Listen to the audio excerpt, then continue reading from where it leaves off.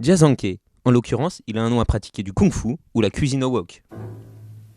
Le natif de Feiwang, comme ça vous le saurez, a le CV type du dissident. Il a attendu son 4e film pour ne plus être censuré, découvert à Berlin, Lion d'or à Venise, multisélectionné à Cannes. Et là, pour son dernier opus, A Touch of Sin, la date de sortie chinoise tarde à se décider. En gros, la panoplie complète, jambon, œuf, fromage. Bon alors, comme tous les dissidents politiques, c'est pas un marrant. Il est pas connu pour raconter des gueublas à la machine à café. Il pratique un cinéma lent, long, beau, déprimant, réaliste. De film en film, il observe l'empire du milieu en mutation. Il filme une population qui n'arrive pas à suivre la puissance d'un pays. Aux 4 coins de la Chine, les paysans et les classes moyennes se prennent l'occidentalisation en pleine face. Leur mode de vie change.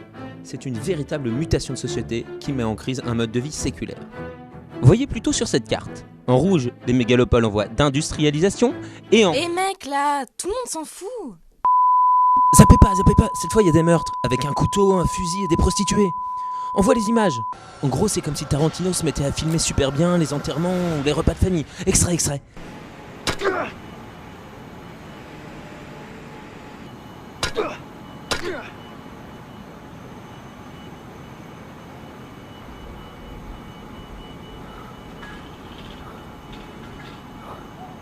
La violence exacerbée du film nous saute à la gorge pour ne pas nous lâcher pendant 2h30. Elle nous harcèle comme un mauvais beat en boîte.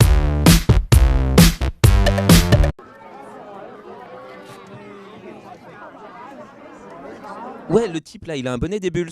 Bah, c'est un signe d'occidentalisation. Mais n'importe quoi. Bon, je me tais, c'est bon.